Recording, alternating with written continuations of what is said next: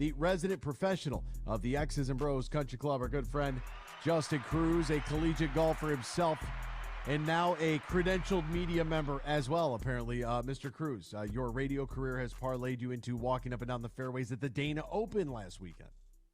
Bellino, I don't feel my best today, but I wasn't going to pass up the opportunity to talk to you. A little under the weather, but we'll overcome. But yes, being with you and being around you opens doors for people. And I think that's the message that you need to convey to others, that your greatness and the aura that is Bellino provides opportunities for those like myself to shine.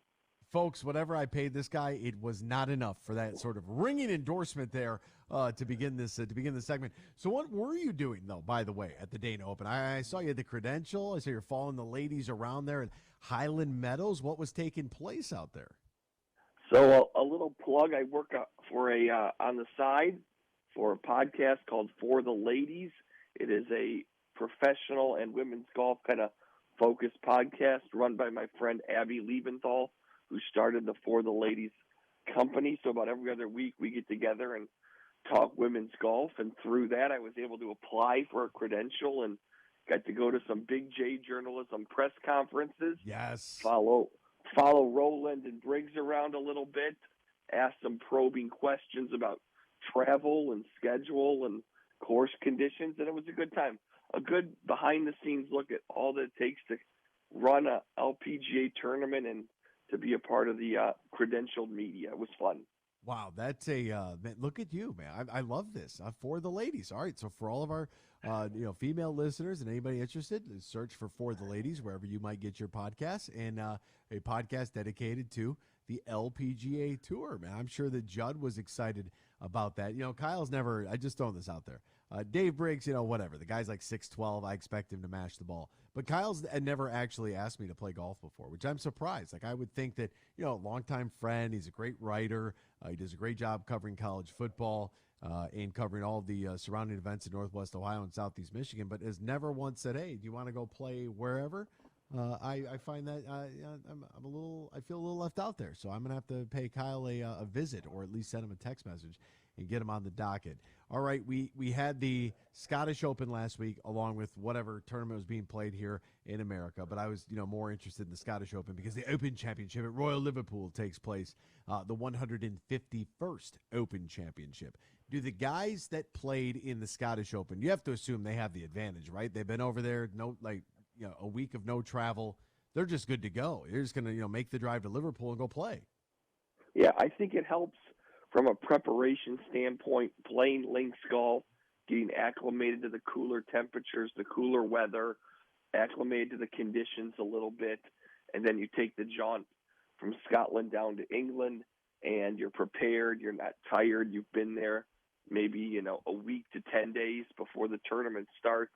I think there's definitely an edge to the guys that played in the Scottish Open, and that's why you see that field is so tremendous and is such a high-quality field, that it's an elevated event with a very, very elevated field.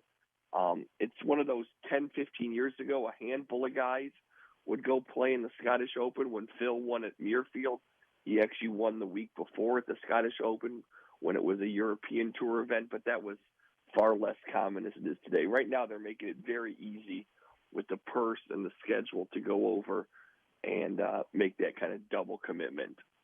And I really don't know how you wouldn't want to make the trek over early just to save yourself. I mean, a major championship is a big deal, right? Obviously, it's basically why we play the game, not us, civilians, but the professionals. I mean, that's how the greats are measured, are by majors. So why wouldn't you go over there early? Get a tournament. Whether you 2 rounds and miss the cut, or you play all 4 and maybe take a run at it like Rory does. I feel like that's a really good tournament to win heading into this style of tournament. Like that's how I would want to set it up if I had the opportunity. Like, yeah, let's play the tournament that's already overseas first. We're going a little bit south, so maybe it's a little bit warmer. The Scottish temperatures looked like it was October or November here in the great state of Michigan, with the way that they were dressed and playing, the wind out there. But the field here at Royal Liverpool and some of the pairings that we have. I mean, we have Rory McIlroy with Jon Rahm and Justin Rose. That's one group. The defending champ Cam Smith also looks like the main character in Ice Age. He's going to be out there with U.S. Open champion Wyndham Clark and Xander Schauffele. That's at 4:58 Eastern time in the morning, 9:59 Eastern on Friday. You have the number one Scotty Scheffler playing with England's Tommy Fleetwood, Australia's Adam Scott. I mean, that's a big name pairing. You have Jordan Spieth, Matt Fitzpatrick, Jason Day. I think they did a really good job of putting together some really good groups out here for the viewership that might be making their way to work or at the office. You might have a TV. They can throw it on, and they can kind of see everybody they want to in these groups.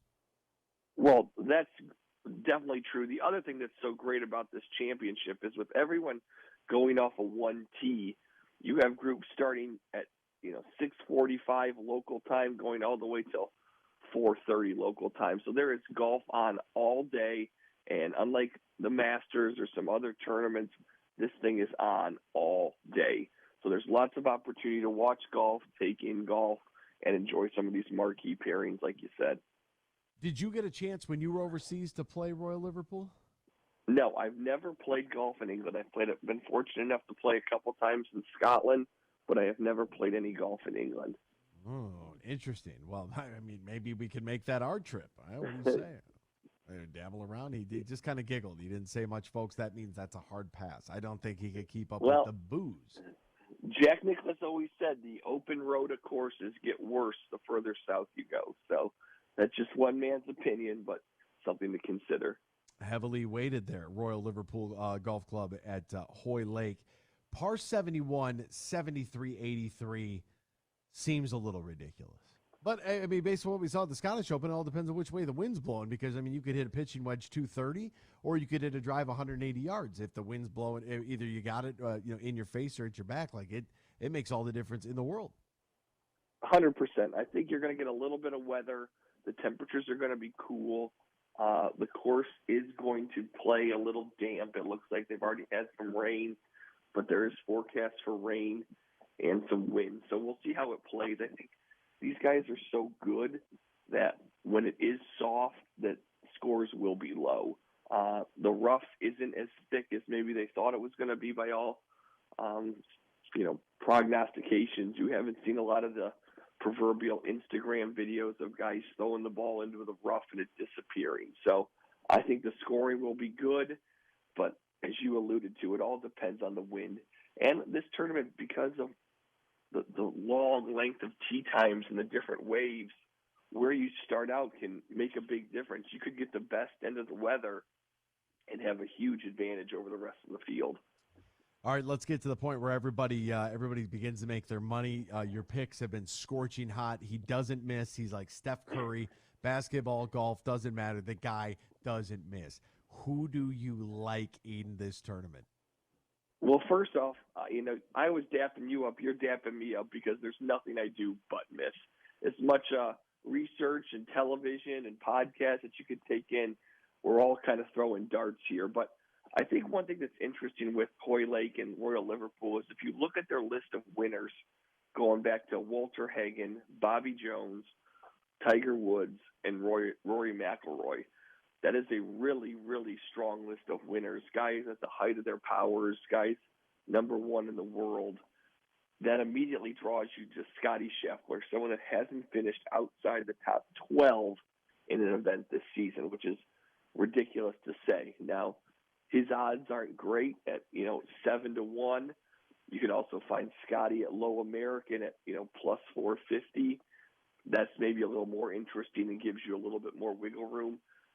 You look at guys further down the board, in an open championship, I always like to find ball strikers, guys that can, grind and, just are going to outstrike the golf course. And Victor Hovland, who feels like he's on the precipice of winning a major. If we talked on Monday and Victor won, I think that would be a narrative that made sense. He was close last year. He won Nicklaus's tournament at Muirfield in Dublin, Ohio this year.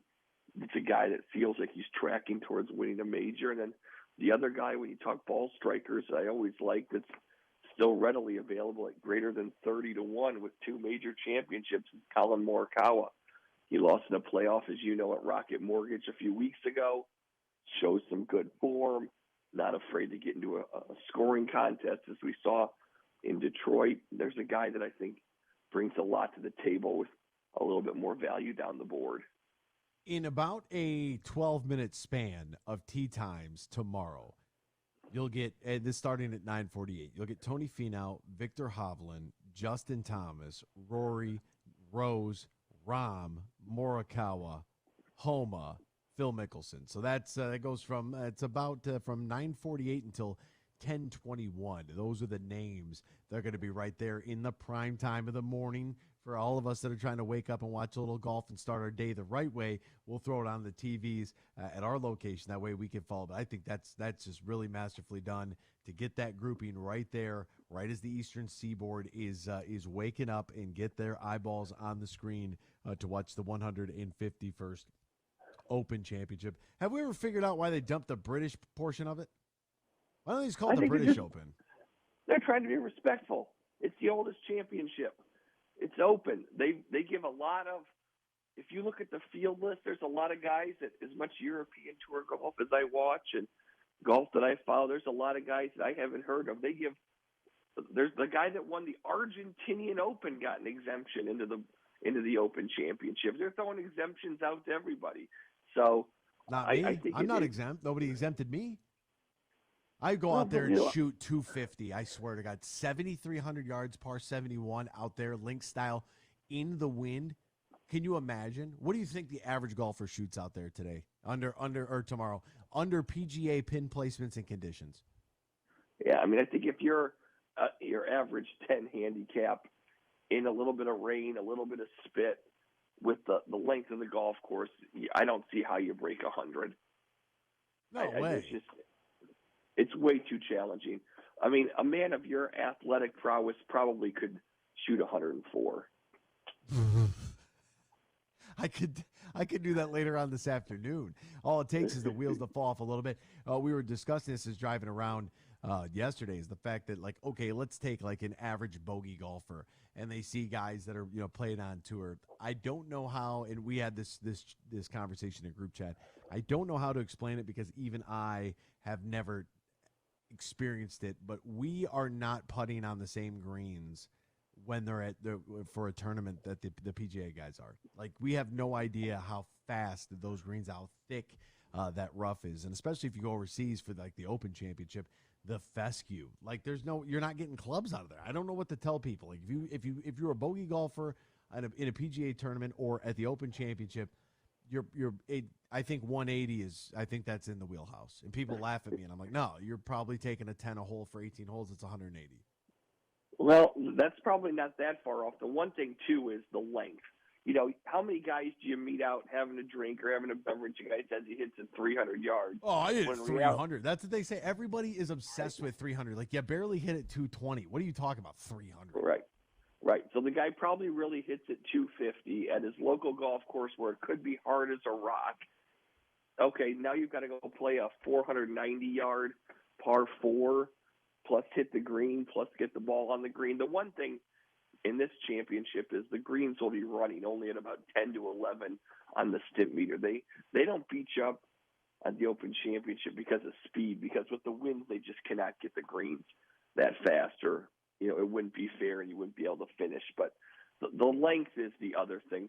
7,300 yards isn't very long by today's modern standards, and if you look at the scorecards that most average person goes and plays, it might say 63 or 64 or 6,600 yards, but they're likely not playing it even as far as the scorecard indicates.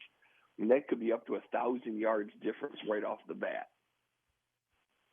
It's incredible. It really is, especially when you start thinking about, like, okay, where does the average golfer play?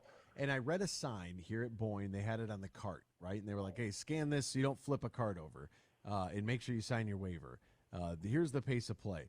But play the tees that allow you to have your best round. And I thought that was really interesting because, pride has killed more men than cancer, right? And I've been out there and done it myself. Let's go and play as far back as you can. Let's make this as hard as possible. And then you get to like 16 and you're exhausted because you've been over swinging at everything, right? Play the tees Right. that fit you. For the common golfer, there's really no need to play anything longer than 64, 65, maybe 6,600 max. Like, that's just what it is. Yep. Totally agree, because the average guy at the end of the day, Bellino, is hitting his driver between about 220 and 250 yards. They might not want to believe it, but that's the reality of the situation. Yes. So if you're playing a 400-yard par 4 and you're only hitting it 225, you're leaving yourself plus or minus 175 yards, and that could be a hybrid or a long iron at best if you're, in the fairway. No doubt about it. Who do you want to win? Not who you think might win, but who do you want to win the 151st Open Championship at Hoylake Royal Liverpool? Oh, that's an interesting question. I am a Rory apologist. I do like Rory a lot. Rory over Rahm? I do. I've been Rahm now winning the Masters. I have massive Rahm vindication for a while. He's got 2 majors. Okay. I think it's a potential big legacy tournament here. I mean, you look at if Cam Smith were to win back-to-back, if Rory were to win another, if Rahm were to get his 3rd, if Brooks were to win another major, if Scheffler were to get his 2nd, there's a lot of potential this week for really, really stamping somebody as an all-time great. I think Scheffler, you never want to say the word deserves, but given how he is striking the golf ball relative to the number of wins he has, I mean, he has 2 wins this year, one being the Players' Championship and one being an elevated event in Phoenix, and somehow that feels like a failure, even though, as I said, he hasn't finished outside the top 12. So I think I would want one of those legacy guys to win, because I think it's just good for golf and good for golf history. And great stories as well. His name is Justin Kruse. Find him on Twitter at Coilswell. Now a Big J journalist, credentialed media member. And it all started here on the radio. Man, the guy's got the radio bug. He's fighting through the cold. He's got the summer flu too. Justin, my man, thank you, my friend. Hey, thanks, buddy. Like I said, you open doors for people. You're a facilitator. Yeah, well, we got to close the door on this one and hit hour number 3 next here. X's and Bros, Michigan Sports Network.